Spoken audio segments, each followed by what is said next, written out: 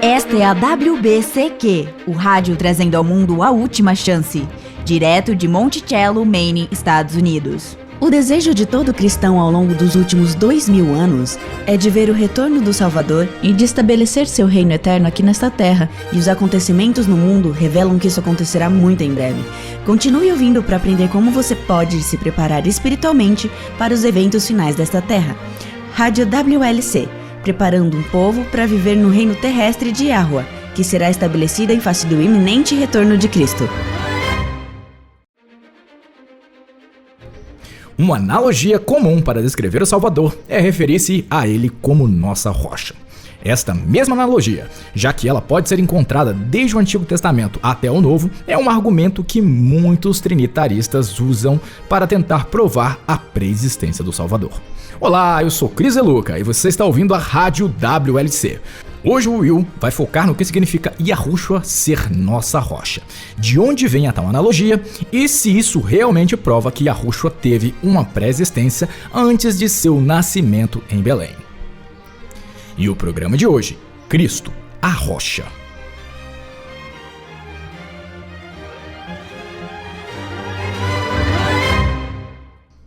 Will? Obrigado, Chris. A analogia do Salvador sendo a nossa rocha é, como você disse, repetida em todas as Escrituras. E, na verdade, vem de uma linda profecia a respeito do Messias. Vamos reservar um momento para lê-la. Está no Salmo 118. Leia os versículos 22 e 23. Tudo bem, diz. A pedra que os construtores rejeitaram, essa veio a ser a principal pedra angular. Isto procede de Yahweh e é maravilhoso aos nossos olhos. O próprio Yahushua apontou esta passagem como uma profecia que falava dele mesmo. Você pode encontrá-la em Mateus 21, versículo 42. Neste capítulo, Yahushua estava falando sobre a parábola do dono de uma vinha. Ele conta como, na época da colheita, alguns servos foram enviados para receber os frutos, mas os trabalhadores da vinha atacam tais servos.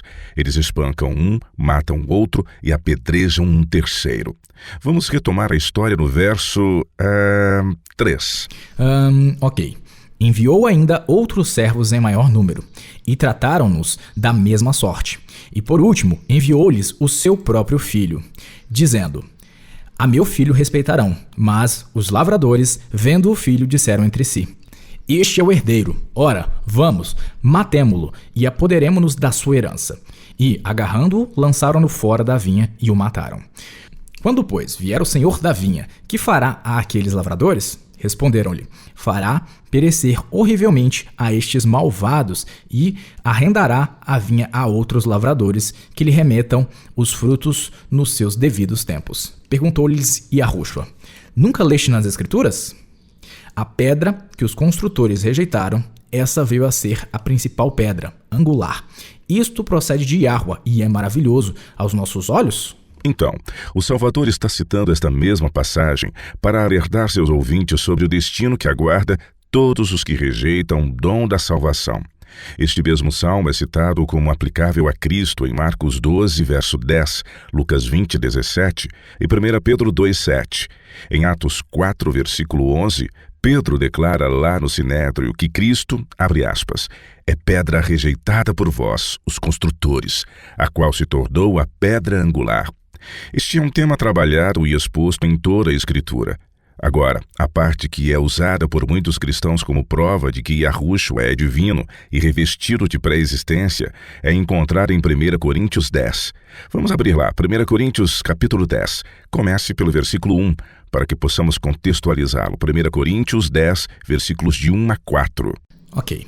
Ora, irmãos, não quero que ignoreis que nossos pais estiveram todos sob a nuvem, e todos passaram pelo mar, tendo sido todos batizados, assim na nuvem como no mar, com respeito a Moisés.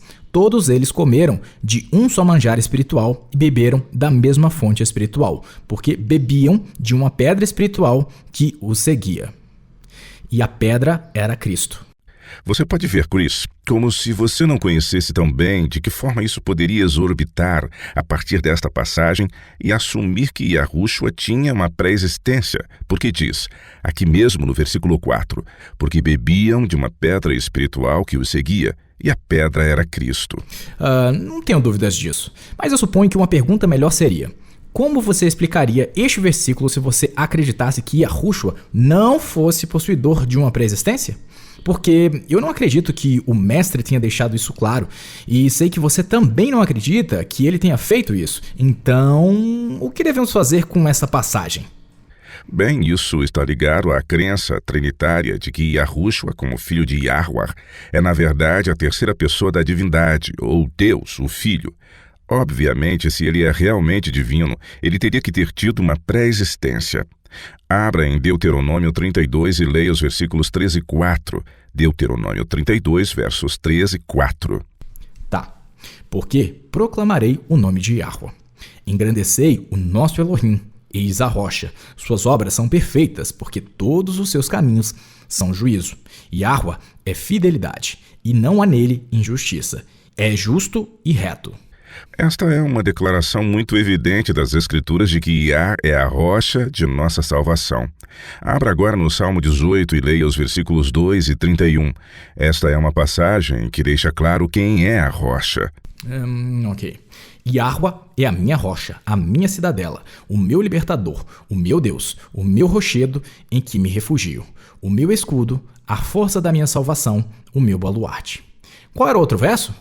Versículo 31. Pois quem é Deus, ou Eloá, senão Yahweh? E quem é rochedo, senão o nosso Deus, ou Elohim? Mais uma vez, uma afirmação muito clara de que Yahweh é a rocha. Agora, muitos trinitaristas argumentarão que foi Yahushua, em sua forma pré-existente, que acompanhou os filhos de Israel em suas peregrinações pelo deserto.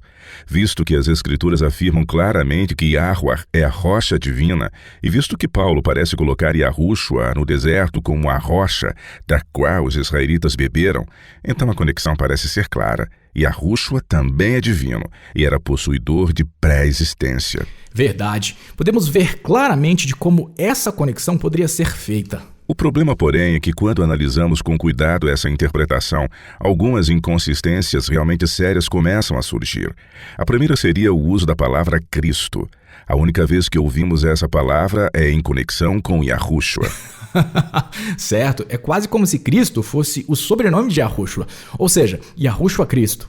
Mas Cristo é meramente a tradução para o português da palavra grega Christos. Christos, por sua vez, é simplesmente a tradução grega da palavra hebraica Messias. Agora, a palavra Messias aparece em nossas traduções para o português apenas em 2 oportunidades, e ambas são encontradas em Daniel 9. Ah, sim. Recentemente tivemos um programa de rádio sobre Daniel 9. O texto diz: sabe e entende, desde a saída da ordem para restaurar e para edificar Jerusalém, até o ungido, ao príncipe, 7 semanas e 62 semanas. Depois das 62 semanas, será morto o ungido e não estará. Você está dizendo que essa é a única vez nas Escrituras que a palavra Messias ou ungido aparece? Mas, e quanto a Isaías? E as profecias do Salvador? Com certeza deve haver alguma menção nesses relatos. Bem, a palavra original aparece em todo o Antigo Testamento, mas só é traduzida para o português como Messias nestas 2 oportunidades no capítulo 9 do livro de Daniel. Em hebraico, a palavra é Moshiach e é muito usada, mas normalmente é traduzida como ungido. Não examinaremos todas elas, pois são muitas, mas vejamos pelo menos alguns exemplos do uso de Moshiach no Antigo Testamento. Abra em 1 Samuel capítulo 24. Você se lembrará de como esta palavra é usada no episódio em que Saul estava perseguindo Davi para matá-lo. Uma vez que ele havia entrado em uma caverna para ir ao banheiro, os homens de Davi lhe disseram: Ei, aqui está a sua chance. Acabe agora com a vida desse miserável, e todos podemos voltar para nossas casas. Vamos ler a resposta que Davi deu. Leia os versículos 4 a 6 e tente ver se você consegue descobrir onde Moshiach, ou Messias, aparece neste versículo. Mas vou te adiantando que esta palavra aparece 2 vezes. Leia, por favor. Tá. Levantou-se Davi e furtivamente cortou a orla do manto de Saul. Sucedeu, porém, que depois sentiu Davi bater-lhe o coração, por ter cortado a orla do manto de Saul. E disse aos seus homens: Yahweh me guarde de que eu faça tal coisa ao meu senhor. Isto é, que eu estenda a mão contra ele, pois é ungido de Yahweh. e onde aparece a expressão Moshiach. Quando ele diz, meu senhor? O ungido de Yahweh? É isso. Veja, há na Bíblia várias menções para Messias e Yahushua é apenas um exemplo. Saul era o Messias de Yahweh. Davi de igual modo, bem como Abraão. Estas foram pessoas separadas e ungidas por Yah. Na verdade, até mesmo os anjos podem, neste sentido, ser um tipo de Messias. Em Zacarias 4, foram mostradas ao profeta 2 oliveiras que pingavam seu óleo diretamente em tubos que forneciam combustível para o castiçal de 7 hastes. Quando Zacarias perguntou o que elas representavam, o anjo lhe disse, são os 2 ungidos que assistem junto ao Senhor, ou soberano, ou dono de toda a terra. Então, literalmente, esses 2 ungidos são 2 Messias ou 2 Cristos? Sim, dependendo do idioma do qual você está traduzindo. Isso me parece estranho. Eu sei, mas é importante que leiamos e interpretemos as escrituras do original e de como deveriam ser lidas e interpretadas. Agora, a vinda do Messias prometido é um tema que encontramos presente em todo o Antigo Testamento e vejamos como este tema é apresentado. Gênesis 3,15. Esta é a primeira promessa do Messias feita em face da queda. O que este verso diz? Porém, inimizade entre ti e a mulher, entre a tua descendência e o seu descendente. Este te ferirá a cabeça, e tu lhe ferirás o calcanhar. Agora abra alguns capítulos para frente e em Gênesis 22, versículo 18. Esta é uma promessa feita a Abraão quando ele mostrou que estava disposto a sacrificar Isaque. Aqui. Nela serão benditas todas as nações da terra, porquanto obedeceste à minha voz. Em Gálatas 3, Paulo se refere a esta mesma promessa. Leia os versículos 16 e 19 de Gálatas 3. Ora, as promessas foram feitas a Abraão e ao seu descendente. Não diz, e aos descendentes, como se falando de muitos, porém, como de um só. E ao teu descendente, que é Cristo. Qual? Pois a razão de ser da lei foi adicionada por causa das transgressões, até que viesse o descendente a quem se faz a promessa. E foi promulgada por meio de anjos, pela mão de um mediador. Gálatas é um livro bastante importante porque conecta a semente a Yahushua. E vamos considerar também Gênesis 49:10. Esta cena é a de Jacó em seu leito de morte, e ele passa a abençoar seus filhos. O que diz este verso? O cetro não se herdará de Judá, nem o bastão de entre seus pés, até que venha Siló. E a ele obedecerão os povos. E aqui nos é mostrado o Messias prometido e que adviria da linhagem de Judá. Em 1 Crônicas 5:2 diz, Judá na verdade foi poderoso entre seus irmãos e dele veio o príncipe. Porém, o direito da primogenitura foi de José, fecha aspas. Novamente, Yahushua descendeu de Judá, como também do rei Davi, e é por isso que Yahushua foi chamado de semente de Davi. Leia, Chris, 2 Timóteo 2, versículo 8. Aqui. Lembra-te de Yahushua Cristo, ressuscitado de entre os mortos, descendente de Davi, segundo o meu evangelho. Novamente, o Messias era descendente de Davi, que por sua vez era descendente de Judá. Vamos dar uma rápida olhada em Isaías 11, versículos 1 e 10. Isaías 11, do tronco de Jessé sairá um rebento, e das suas raízes um renovo. E o verso 10. Naquele dia recorrerão as nações à raiz de Jessé, que está posta por estandarte dos povos. A glória lhes será a morada. Podemos ver que em todas estas passagens a palavra semente significa descendente. E Yahushua era a semente de Davi, que era a semente de Jessé.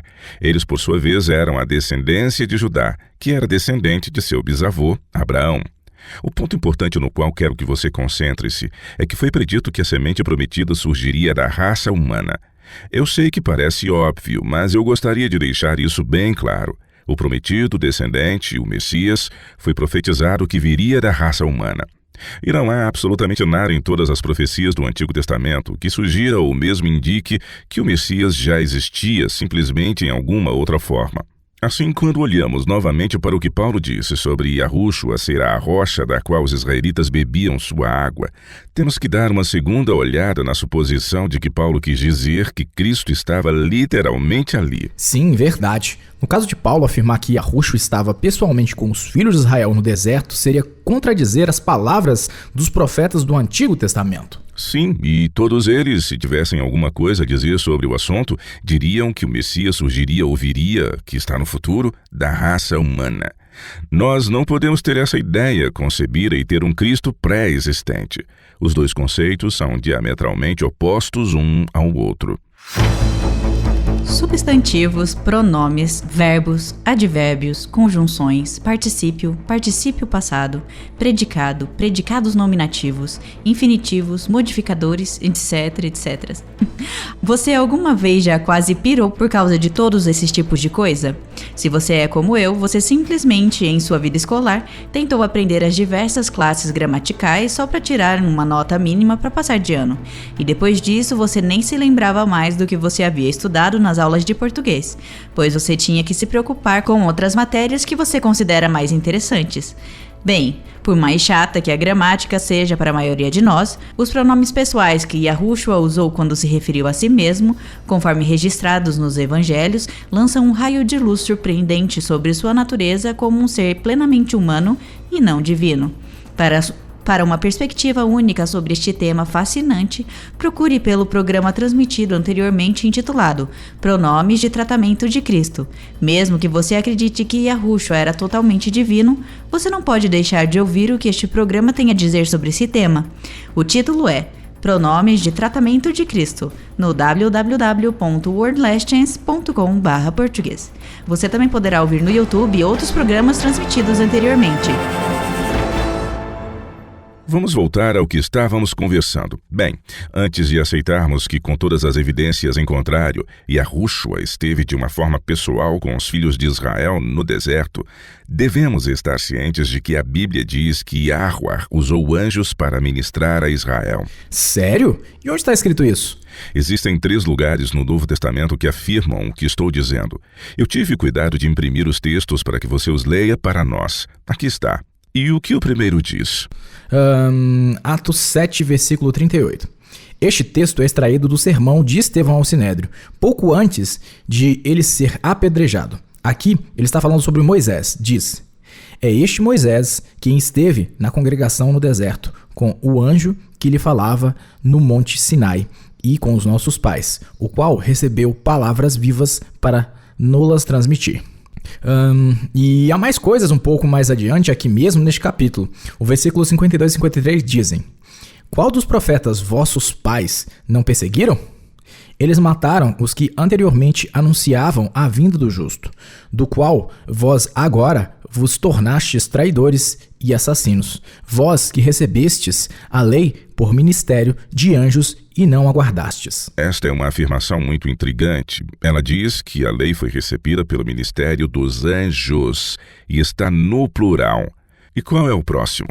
Gálatas 3,19 diz: qual, pois, a razão de ser da lei? Foi adicionada por causa das transgressões, até que viesse o descendente a quem se fez a promessa, e foi promulgada por meio de anjos, pela mão de um mediador. E o último é Hebreus 2, versículo 2 e 3, diz: por meio de anjos e toda transgressão ou desobediência recebeu o justo castigo. Como escaparemos nós se negligenciarmos tão grande salvação? O que há de único em cada uma dessas passagens é que elas afirmam que os anjos desempenharam um papel ao propagar a lei. Isso não é pregado em lugar nenhum. Pelo menos eu nunca ouvi falar sobre isso. Eu também não, nunca. Bem, eu aconselho você, Chris, e a todos os nossos ouvintes a voltar e escutar cada passagem que acabamos de ler dentro de seu contexto. Ao fazer isso, vocês verão que em cada passagem o tema da mensagem é que o Evangelho é superior à lei. Essa é a mensagem em cada capítulo onde esse assunto é discutido. Deixe-me ler novamente onde esses versos poderão ser encontrados. E caso algum de nossos ouvintes queira anotá-los e lê-los mais tarde e dentro do contexto, por favor, faça isso. Eu sei que eu vou fazer isso, pois você, Will, despertou meu interesse. Eles estão em Atos 7, versículo 38, 52 e 53. Em Gálatas 3, versículo 19. Em Hebreus, capítulo 2, versículo 2 e 3, Atos 7, versículo 38, 52 e 53, Gálatas 3, 19 e Hebreus 2, versículo 2 e 3. Obrigado, Chris. É fascinante estudar e perceber que em cada lugar a superioridade do Evangelho sobre a lei é o ponto que está sendo enfatizado em cada um destes textos. Agora, a razão pela qual isto é tão significativo para a discussão de hoje é que esta ênfase prova que Yahushua não poderia estar presente quando a lei foi dada do Monte Sinai, e de ele não ter nada a ver em ministrar aos israelitas no período em que eles vagaram pelo deserto. Por que você diz isso? Eu não vejo por que isso faria alguma diferença. Sim, o evangelho é superior à lei. Ok, mas por que a presença ou a ausência de Yahushua deveria fazer diferença? Eu não estou entendendo qual é o teu ponto. Porque Yahushua era o antítipo de todos os tipos que a lei apontava. Os cordeiros que foram sacrificados, esses eram tipos. Yahushua, como o cordeiro de Yar que tira os pecados do mundo, foi o grande antítipo. Ele foi um instrumento que tornou todo esse processo uma realidade. Ok, entendi. Então, o que Paulo quis dizer quando afirmou que a rocha era Cristo? Bem, estamos lidando com símbolos, não estamos? Podemos dizer que a rocha tipificou Yahushua. Era um tipo apontando para um cumprimento futuro, que seria o antítipo, e de que a rocha representava Cristo. Não é tão incomum na Bíblia que verbos derivados do ser ou do existir estabeleçam uma conexão entre Yahushua e algo que o simboliza. Por exemplo? Bem, por exemplo, João 10. Neste capítulo, Yahushua conta a parábola do bom pastor. O bom pastor entra pela porta e os ladrões entram por cima do muro. Por que você não vai até lá e lê os versículos 7 a 9 para nós? João 10, versículos 7 a 9. Tá. Yahushua, pois lhes afirmou de novo: em verdade vos digo, eu sou a porta das ovelhas. Todos quantos vieram antes de mim são ladrões e salteadores. Mas as ovelhas não lhes deram ouvido. Eu sou a porta. Se alguém entrar por mim, será salvo. Entrará e sairá e achará pastagem. Aqui Cristo é a porta. Em outro lugar ele disse: eu sou a videira verdadeira e meu pai é o agricultor. E que tal a última ceia? Ele disse: isto é o meu corpo, que é dado por vós. E ao vinho ele se referiu como se fosse seu sangue. Obviamente, não era literalmente sua carne e seu sangue, pois isso seria canibalismo, como também ilegal. Mas sim, tudo era um simbolismo. Quando realizamos a Santa Ceia, os emblemas representam seu corpo e seu sangue. Abra Cris em 1 Coríntios, capítulo 10. Neste capítulo, Paulo faz uma declaração muito interessante. Leia 1 Coríntios 10, versículos 6 e 11. Paulo está recontando aqui vários destaques da história de Israel. Aqui está falando especificamente sobre a peregrinação no deserto. Na verdade, é este capítulo que está por trás de toda a nossa discussão de hoje, e é aqui que Paulo relata que a tal rocha era Cristo. Leia o versículo 6. Ora, estas coisas se tornaram exemplos para nós, a fim de que não cobicemos as coisas más, como eles cobiçaram. E então ele resume tudo no versículo 11. Ok. Estas coisas lhe sobrevieram como exemplos e foram escritas para advertência nossa, de nós outros, sobre quem os fins dos séculos têm chegado. Conheço muitas traduções que dizem advertência, e todos nós sabemos o que é uma advertência. É algo que serve como uma representação, um padrão. Mas se você olhar para a leitura marginal, a palavra não é advertência, mas sim um exemplo, e um exemplo é um tipo. E é isso que essa palavra se refere no grego. Diz tupos, ou tipo. Agora volte ao início do capítulo e leia os 2 primeiros versículos. Ora, irmãos, não quero que ignoreis que nossos pais estiveram todos sob a nuvem, e todos passaram pelo mar, tendo sido todos batizados, assim na nuvem como no mar, com respeito a Moisés. Os filhos de Israel não foram literalmente batizados. Nós sabemos disso porque a Bíblia diz que eles atravessaram o Mar Vermelho sem molhar seus calçados. Foi um dos milagres de Yahuwah, uma vez que eles não ficaram atolados na lama. Mas, novamente, estamos falando de tipos. Como dito, o processo da travessia do Mar Vermelho fora considerado como uma espécie de batismo. E o próprio batismo não é também um tipo? Agora vem à minha mente o livro de Romanos, onde diz: ou porventura ignorais que todos nós que fomos batizados em Cristo Yahushua fomos batizados na sua morte? Certo. A mesma ideia ocorre também em Gálatas, porque todos quantos fostes batizados em Cristo, de Cristo vos revestistes. Vamos continuar lá em 1 Coríntios 10. Os versículos 13 e 4 continuam a analogia, a qual mantém o tipo em foco. Todos eles comeram de um só manjar espiritual e beberam da mesma fonte espiritual, porque bebiam de uma pedra espiritual que os seguia, e a pedra era Cristo. Aqui está se referindo, é claro, a quando Iar lhes deu o maná, conforme narrado em Êxodo 16, e aos eventos em Refidim e Cades Barneia, onde Aroer lhes deu de beber água da rocha. Agora, como a maioria de nós sabe, a Bíblia na verdade registra 2 eventos diferentes quando Aroer lhes deu água advinda de uma rocha. Existem semelhanças marcantes entre os 2 eventos, bem como também algumas diferenças. Espero que Moisés não tenha escondido nada. Hã? Claro que não. Mas vamos revisar todos esses pontos e chegaremos a uma conclusão. Em Êxodo 17 temos a história de como os israelitas chegaram a Refidim, mas não havia água para beber. E o que eles fizeram? Como normalmente eles faziam? Reclamaram com Moisés. Bem, eu diria que eles fizeram mais do que reclamar, pois Moisés disse a Iahua que eles estavam prontos para apedrejá-lo. Então vamos ler o que aconteceu. Êxodo 17, versículos 5 e 6. Tá. Respondeu Iahua a Moisés: passa diante do povo e toma contigo alguns dos anciãos de Israel. Leva contigo em mão o bordão com que feriste o rio e vai. Eis que estarei ali diante de ti sobre a rocha em Horebe. Ferirás a rocha e dela sairá água e o povo beberá. E aqui temos uma incrível descrição do que significa tal cena. A rocha tipifica Cristo, e a ação de ferir a rocha simboliza sua morte. E mesmo a água que flui é um símbolo do Espírito Santo. De onde você tirou isso? Vamos ler João 7, versículos 37 a 39. No último dia, o grande dia da festa, levantou-se Yahushua e exclamou: se alguém tem sede, venha a mim e beba. Quem crer em mim, como diz a Escritura, do seu interior fluirão rios de água viva. Isto ele disse com respeito ao Espírito que haviam de receber os que nele crescem, pois o Espírito até aquele momento não fora dado, porque Yahushua não havia sido ainda glorificado. O segundo evento ocorreu perto do final dos 40 anos de peregrinação no deserto. Neste ponto vemos novamente os israelitas reclamando da falta de água, e novamente Aroer pediu a Moisés que se dirigisse a uma rocha. Desta vez, porém, a Moisés foi comandado que somente falasse com a rocha. Em vez disso, ele ficou irado com a contínua falta de fé dos israelitas e a feriu. Uma incontestável semelhança. Bem, o problema é que ao ferir a rocha pela segunda vez, Moisés acabou desmantelando o real sentido da simbologia que era apontada para aquela rocha.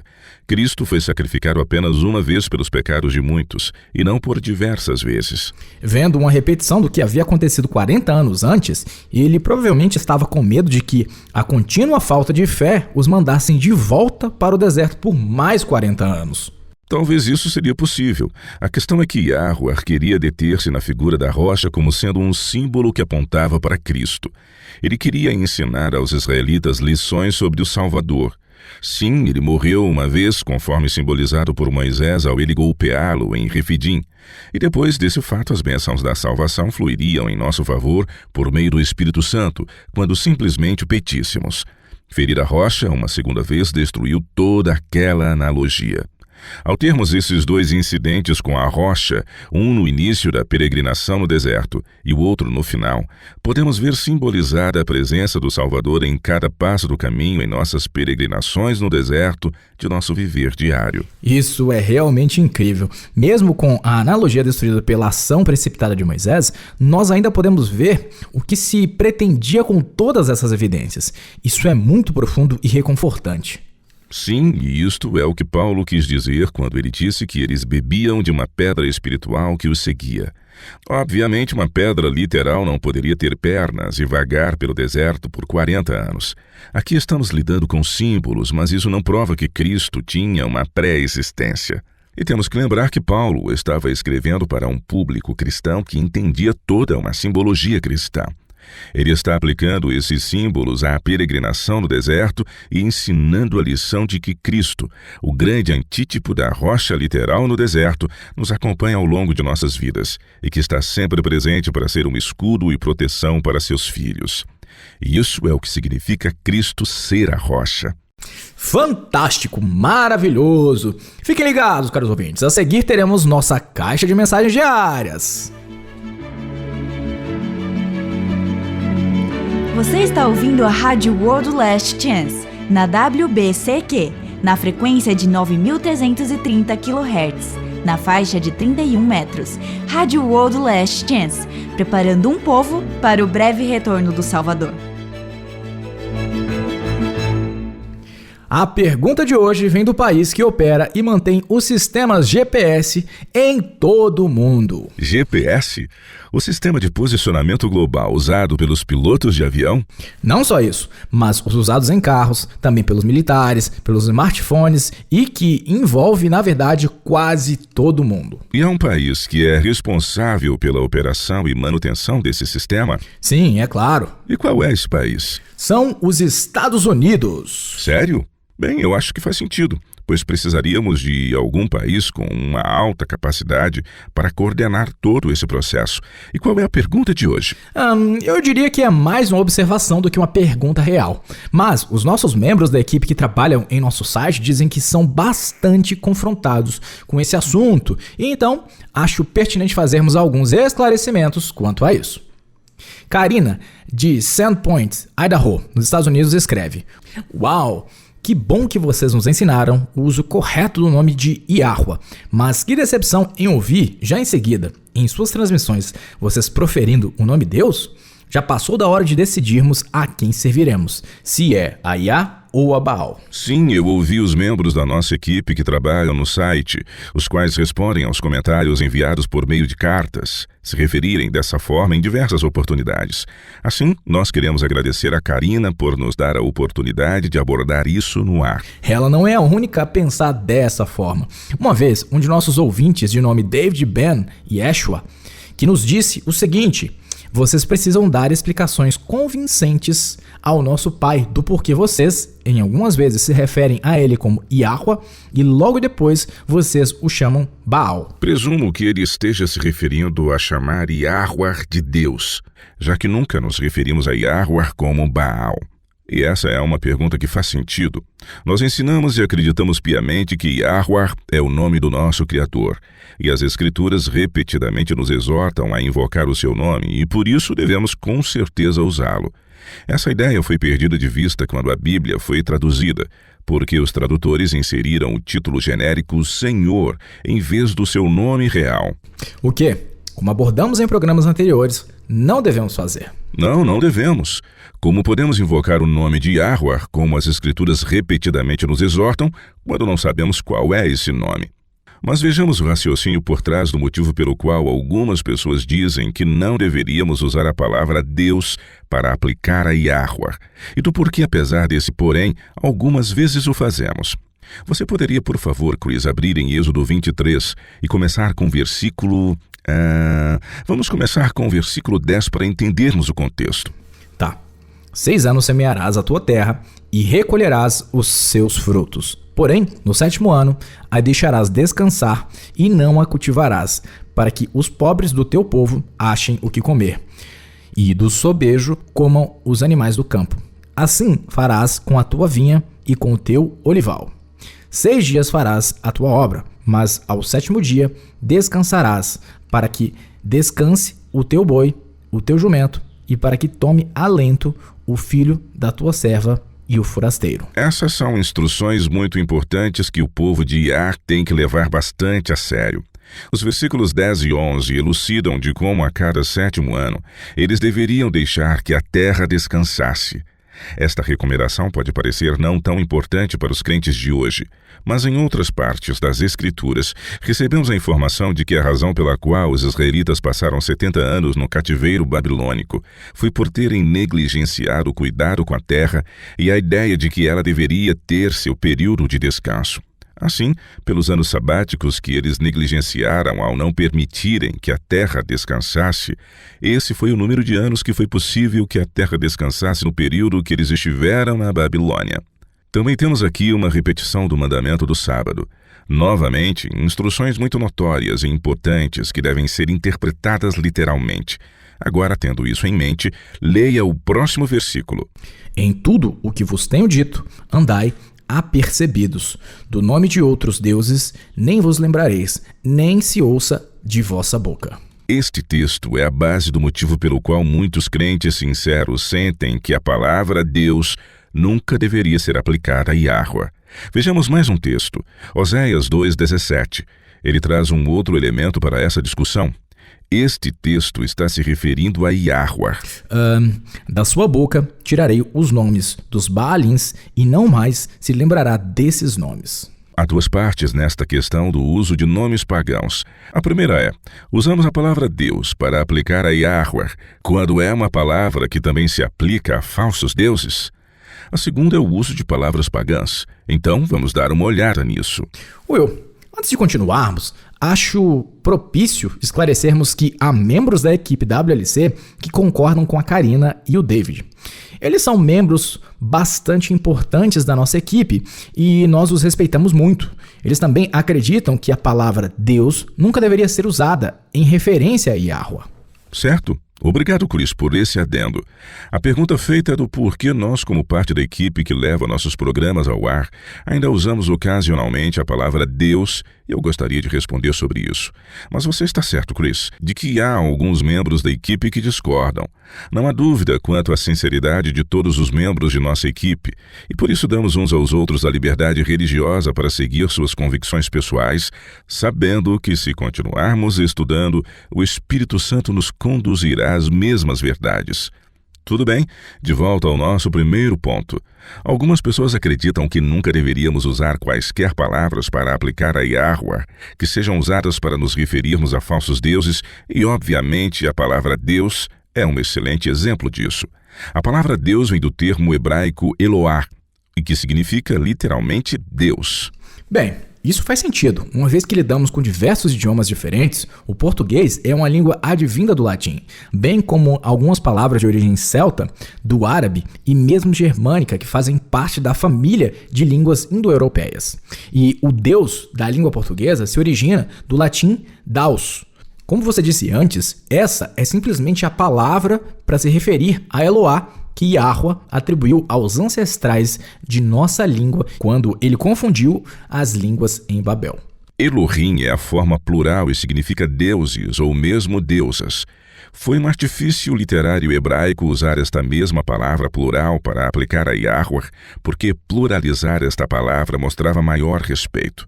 Eles também faziam isso ao usar Elohim para se referir a magistrados ou outros personagens importantes. Vejamos alguns usos de Elohim nas Escrituras. Provavelmente o mais conhecido está em Gênesis 1:1. Você nem precisa pesquisar por esse texto, Chris. O que diz lá em Gênesis 1:1? No princípio, criou Elohim os céus e a terra. Nós sabemos que foi Yahweh quem criou os céus e a terra, mas essa não foi a palavra que Moisés usou, embora ele conhecesse o nome divino, porque ele a usou em Gênesis 2. Em vez disso, Moisés usou a palavra hebraica para Deus e aplicou-a a Yahweh.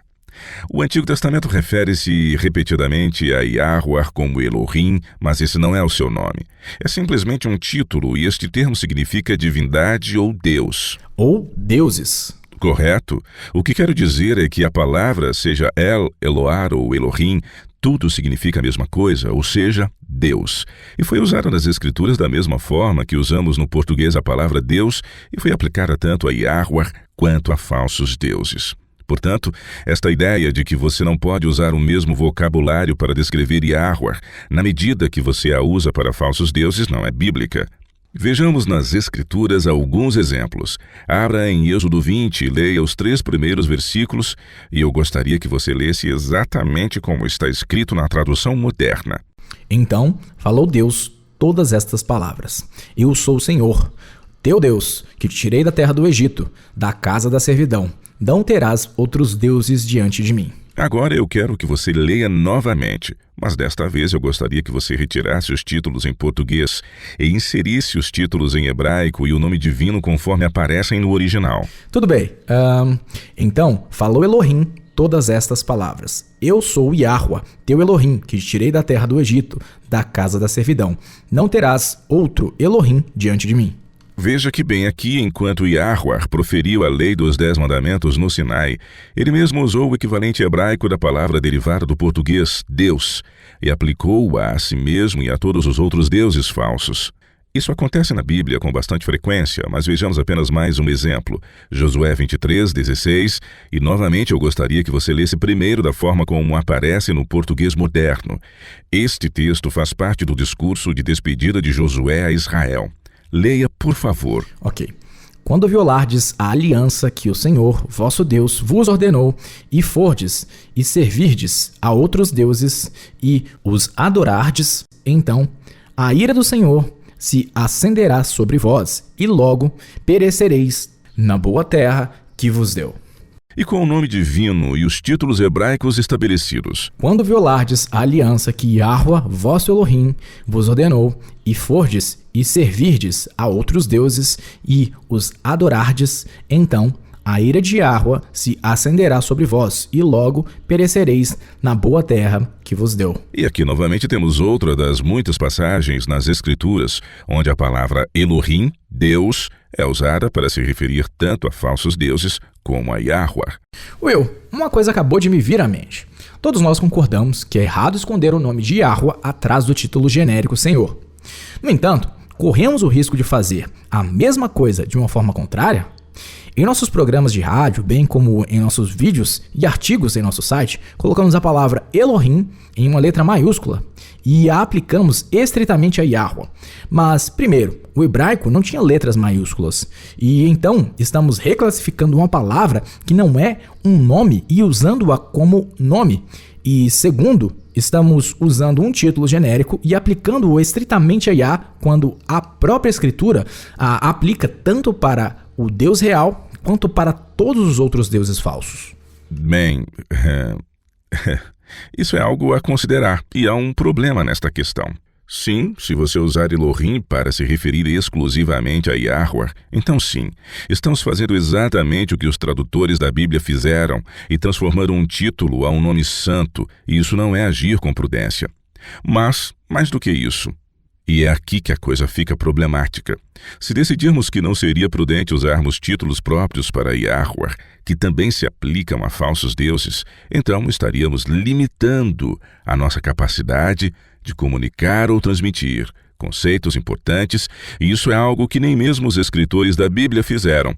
É por isso que a maioria dos criadores de conteúdos da WLC prefere usar a palavra Deus. Se restringirmos nosso vocabulário, restringiremos também nossa capacidade de comunicação. Deus é um título genérico e nunca devemos substituir o nome divino. Mas se você transformar o título genérico de Elohim para qualquer outro nome divino, e se você remover a palavra Deus do seu vocabulário, você não será capaz de fazer inserções comparativas que a própria Escritura faz.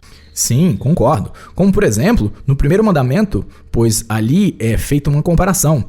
Eu sou o Senhor teu Deus, que te tirei da terra do Egito, e não terás outros deuses diante de mim. E quanto às falas que distinguem entre deuses como o único Deus verdadeiro e vivo, ou meu Deus, ou o Deus de Abraão?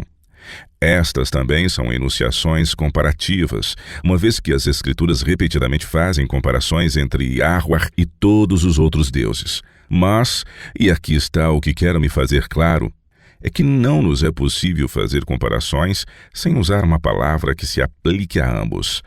É simples assim. E os escritores da Bíblia certamente não se diminuíram ao recusarem a usar uma palavra que se aplicasse a ambos. Você notou que a proibição de Êxodo 23, na verdade, não se refere a Yahweh? Deixe-me ler novamente e você verá o que eu quero dizer. Diz: em tudo o que vos tenho dito, andai apercebidos. Do nome de outros deuses nem vos lembreis, nem se ouça de vossa boca. Aqui não está dizendo que não podemos aplicar a palavra Deus a Yahweh, mas sim para não nos referirmos a outros deuses. Nada é dito sobre limitar a maneira como nos referimos a Yahweh neste texto ou em Oséias 2,17, onde diz: da sua boca tirarei os nomes dos Baalins, e não mais se lembrará desses nomes. Você está certo, Chris. Isso me leva ao próximo ponto. Esses versículos não apenas não estão dizendo que não podemos usar a palavra Deus ou Elohim para se referir a Yahweh, muito menos estão falando sobre a palavra Deus. Ambos estão se referindo aos nomes dos falsos deuses. Agora, vários crentes muito sinceros interpretam isso literalmente. Eu conheço alguém que é um defensor ferrenho do sábado lunar. E sempre que ele tenta falar sobre o calendário bíblico, ele se depara com dificuldades, porque a maioria das pessoas hoje não conhece a terminologia bíblica para os dias da semana, muito menos para os meses do ano. Muitas vezes ele se vê obrigado a se referir à quarta-feira ou sexta-feira, ou qualquer outra coisa que seja, embora ambas as palavras venham de nomes de deuses pagãos. Mas ele não consegue se comunicar ou mesmo transmitir seu ponto com aqueles com quem ele dialoga sobre isso, caso não use essas palavras. E o que ele faz? Bem, ele usa tal termo, mas já em seguida diz, perdoe-me, pai. Ele faz isso toda vez que diz uma palavra pagã? Sim, é claro que quando lhe é possível, ele tenta evitar usar uma determinada palavra, como por exemplo a palavra felizmente, pois é derivada de um deus pagão e então ele não a usa. Creio que desta forma ele está limitando o seu vocabulário e sua capacidade de comunicação. Basicamente sim, mas novamente nos deparamos com um problema. Suponhamos que esses versículos signifiquem literalmente, conforme traduzidos, que nunca ou jamais deveríamos usar palavras que venham de nomes de deuses pagãos. E aí teríamos um problema. Na verdade, um grande problema, porque a própria Escritura se refere uma vez após outra no tocante aos falsos deuses. Nós temos Bel, Astoret, Chemosh, Dagon, Marduk, Milcom e muitos mais. Todos esses são deuses pagãos e todos são designados nas Escrituras. Se nunca devemos falar dos nomes dos deuses pagãos, como eles podem aparecer nas Escrituras? Por que Yah iria contrariar sua própria ordem? Ele não faria isso. Não faria. Abra em Isaías 46 e leia para nós o versículo 1. Bel se curva, Nebo se abaixa. Os seus ídolos estavam sobre os animais e sobre o gado. Aqui temos dois deuses babilônicos e o profeta Isaías os menciona pelo nome. Nebo é igual a Nebu e aparece no nome de ninguém menos que Nabucodonosor. Seu nome significa que Nebo proteja a coroa. E temos o nome de Nabucodonosor, o qual é mencionado repetidamente ao longo do livro de Daniel. Que é, na verdade, uma invocação a um deus pagão? Sim, é isso mesmo. Enquanto ao Novo Testamento, há muitos lá também. Eu estou pensando aqui comigo no livro de Atos, onde Paulo e seus companheiros foram atacados pelos efésios. Eles ficaram tão irados com os apóstolos que gritaram: "Grande é a Diana dos Efésios." Diana, é claro, era uma deusa romana. Há também em Atos 17, onde lemos como Paulo viajou para Atenas. A essa cidade foi dado o nome da deusa Atena, a qual era considerada uma cidade santa. Os missionários cristãos entraram e Lucas registrou o nome do local para onde eles se dirigiram. Enquanto estavam lá, Paulo foi para o Aerópago, ou Monte de Marte. Marte, é claro, era o nome de outro deus. Na maioria das línguas latinas, o terceiro dia da semana leva o seu nome. Você pode comprovar isso pelo dia denominado no espanhol de Martes ou Mardi no francês. Lucas também registra os nomes de alguns atenienses que se converteram. Um deles foi Dionísio, o Areopagita. Dionísio é o nome de outro deus conhecido por uma bebedice descontrolada, e o nome dele aparece na Bíblia. Existe até um livro da Bíblia que significa literalmente dedicado ao deus Marte. Sério? E qual é esse livro? É o Evangelho de Marcos. Entendi. Então sabemos que Yahweh não se contradiz. Obviamente, as escrituras usam a palavra hebraica para Deus e a aplicam igualmente a Yahweh e aos falsos deuses. E não há outra maneira de fazer uma comparação entre o verdadeiro e o falso, exceto usando a mesma palavra para ambos. Mas, para ser justo, estes versículos de Êxodo e Oséias dizem inequivocamente que não devemos tomar os nomes de outros deuses, muito menos mencioná-los. É nos dito exatamente desta forma. Então, como você explica que a própria Escritura quebra a ordem clara de Yah e usa esses termos? Como devemos interpretar tal situação? Temos que cavar um pouco mais fundo para entender o verdadeiro significado de tal fato. Uma leitura superficial de Êxodo 23:13 e Oséias 2:17 sugeriria que nunca devemos mencionar os nomes dos deuses pagãos. E é por isso que encontramos pessoas como o meu amigo que, quando descobre que não consegue se comunicar de outra forma, a não ser dizendo uma palavra que vem de um deus pagão, ele imediatamente diz: "Perdoe-me, pai." Mas essa é uma leitura superficial. Quando vemos o verdadeiro significado da palavra menção trazida pela concordância do dicionário Strong, Bem, porque não fazemos isso muito que rapidamente. Há uma concordância na prateleira bem aí perto de você. Pegue-a e vamos ler qual é a palavra hebraica original. Procure pelo número 2142. Vem da palavra zokar. Diz, lembrar-se. Nossa, que interessante. Diz que a tradução de menção é apenas por implicação. O verdadeiro significado é queimar incenso, trazer a lembrança, pensar. Em outras palavras, adorar. E uma tradução mais precisa de Êxodo 23:13 é encontrada na Nova Versão Internacional. Diz: não invoques os nomes de outros deuses, não deixe que eles sejam ouvidos em seus lábios, fecha aspas. Invocar, é claro, significa pedir ajuda, orar sinceramente, ou seja, nós não devemos orar a outros deuses. Não invoque pela ajuda de outros deuses. Isto é o que é consistente com o restante das Escrituras. Tudo bem. E quanto a Oséias 2:17, onde diz que os deuses pagãos não serão mais lembrados pelo seu nome. Procure pela palavra lembrado. Vem da mesma palavra, zokar. O verdadeiro significado dessas ordens é que não devemos reverenciar, queimar incenso ou mesmo invocar os nomes de outros deuses. Não devemos orar a eles. Agora, isso não significa que não possamos dizer literalmente seus nomes. Daniel 1:7 menciona um nome babilônico dado a Daniel. O eunuco encarregado dos cativos israelitas batizou-o de Beltesazar, que significa literalmente Beltes, protege o rei. Beltes foi considerada a rainha dos deuses babilônicos. Portanto, o nome babilônico de Daniel, que observe é mencionado nas Escrituras, era na verdade uma invocação a uma divindade pagã. Novamente, as ordens de Yahweh em Êxodo 23 e Oséias 2 não significam que não podemos literalmente falar uma palavra para transmitir certas informações. Significa que não devemos nos envolver no ato de invocar, honrar ou adorar outro Deus. Isso faz muito sentido. Por que seria uma desonra para Yahweh usar palavras que ele mesmo deu com o propósito de transmitir diversas informações? A verdadeira tragédia ocorre quando retiramos do nosso uso as próprias palavras necessárias para compartilhar a verdade. Se o significado fosse títulos ou nomes pagãos, que literalmente nunca deveríamos pronunciá-los ou escrevê-las, então esses nomes e títulos com a palavra Elohim não apareceriam nas Escrituras, pois o próprio ato de registrá-los nas Escrituras quebraria a ordem de não mencioná-los ou mesmo lembrar dos mesmos.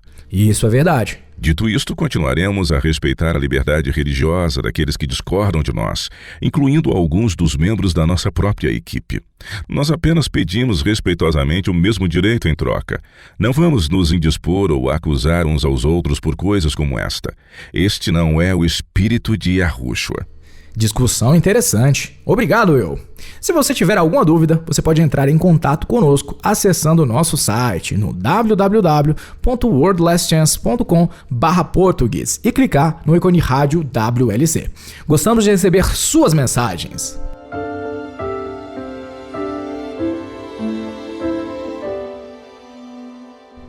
Olá, eu sou a Laura Lee com a sua promessa diária da palavra de Yah.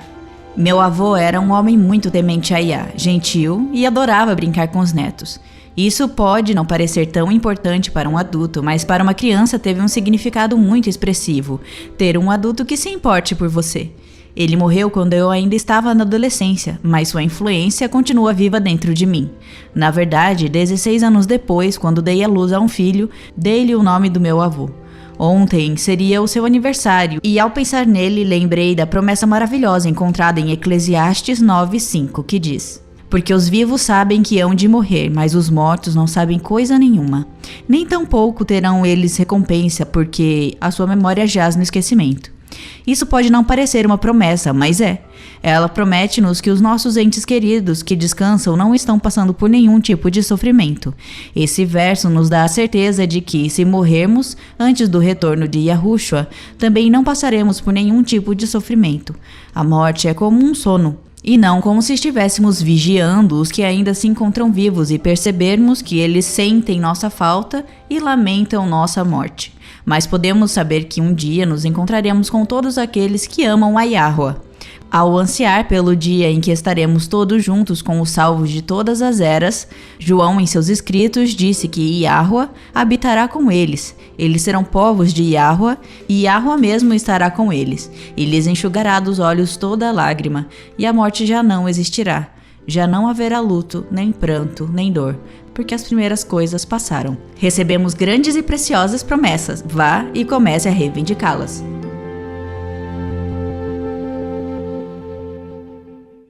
Mohit Agadi é um autor, jornalista, produtor de cinema e empresário que vive, pelo que ouvi pela última vez, em Bengaluru, na Índia.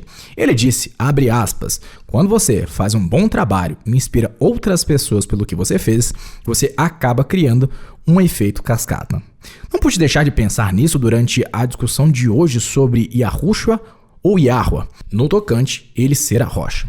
As crenças que mantemos impactam tantas outras crenças que há um verdadeiro efeito cascata. Hoje podemos ver a diferença entre abordar esses versículos como trinitarianos ou unitaristas. Mas há muitas outras áreas onde isso também é uma realidade. Por exemplo, se você acredita em um inferno que queima sem precedentes, isso afetará suas crenças em algo aparentemente que faz uma relação assim como o batismo. Porque naturalmente você não quer que uma criança vá para o inferno. Dessa forma, você procurará batizar seu bebê o mais rápido possível. E a partir daí se torna uma bola de neve. Você está certo, Chris. É por isso que é uma obrigação tão solene estar constantemente em busca de mais verdade e luz. É agir como os bereanos, os quais estudavam a Bíblia diligentemente para entender se as crenças que defendemos são verdadeiramente consistentes com a Bíblia. E a única maneira de sabermos isso é realmente reservarmos um tempo para reexaminarmos nossas crenças, porque ninguém acredita deliberadamente no erro. Todos presumem que suas crenças estão corretas, ou não agiriam assim em sã consciência. Sim, mas eu e você já passamos por isso e sabemos de que só pelo fato de acreditarmos que algo é verdade não significa que realmente seja verdade. A discussão de hoje realmente deixa claro o quão importante é cavar em busca da verdade e continuar cavando, pois novos entendimentos lançam mais luz sobre crenças anteriormente defendidas. Lembro-me de ter lido uma vez uma declaração que dizia que a verdade pode suportar o peso da investigação, e eu concordo plenamente. Se uma doutrina for verdadeira, ela não sofrerá nenhum dano se a examinarmos com mais cuidado. E podemos até, ou devo dizer, provavelmente, encontrarmos algo novo para aprendermos mais além do que já sabemos. Qual é o princípio mais importante a ter em mente ao estudar e procurar por uma nova luz? Bem, acho que muitas pessoas foram ensinadas a ter medo de buscar novas ideias. Elas foram ensinadas, talvez não de uma forma explícita, que se elas sequer considerarem novas ideias, o diabo virá como um rolo compressor e elas serão enganadas contra a sua vontade. Mas não é assim que funciona com Yahweh, pois ele quer que estudemos e ele manterá nossa mente segura enquanto fazemos isso. Mas você não pode se firmar na verdade se não dedicar tempo para estudar de uma forma pessoal. É quando você estuda por si mesmo que o Espírito de Yah terá tempo para te estabelecer firmemente neste ponto. E talvez o Espírito Santo te mostrará que alguma ideia esteja incorreta. Certo? Mas você ainda precisa estudar por si só para dar ao Espírito a oportunidade de fazer isso. Assim, no estudo pessoal, qual é a coisa mais importante a ter em mente? Orar e pedir orientação divina, é claro. E o que mais? Bem, acho importante saber o que significa estudar com uma mente aberta. Quase todo mundo afirma ter uma mente aberta, mas não está realmente estudando com a mente aberta se quiser provar que uma nova ideia está errada. Talvez esteja errada, mas isso não é estudar com uma mente aberta. Estudar com uma mente aberta significa estar disposto a aceitar uma nova ideia se o Espírito o convencer de que ela é verdadeira. Significa também estar disposto a deixar de lado ideias preconcebidas e preconceitos. Isso não é fácil, mas se você quiser chegar à verdade, é muito importante fazer isso. Você está corretíssimo e há muito mais para aprender. Não teremos a oportunidade e discernimento de aprender o que deveríamos antes do retorno de Yahushua. Mas podemos diligentemente nos engajar e começar a estudar ainda hoje. E deixe que os efeitos em cascata nos ensinem ainda mais. Esperamos que vocês possam se juntar a nós novamente amanhã. E até lá! E lembre-se, Yahweh te ama e ele é digno de confiança. Você ouviu a rádio WLC. A World Last Chance está comprometida em levar o evangelho do reino de Yah a todo mundo. Profecias e eventos atuais indicam que o Salvador retornará em um futuro bem próximo, e após a sua vinda, os santos serão brindados com a imortalidade, e o reino de Yah será estabelecido aqui nesta terra. Não há tempo a perder. Aceite hoje o dom da salvação e permita que Yahweh o cubra com a justiça de Cristo. Este programa, bem como os episódios passados na WLC, estão disponíveis em nosso website no www.worldlastchance.com/português. Clique na opção Rádio WLC na parte superior direita da página inicial.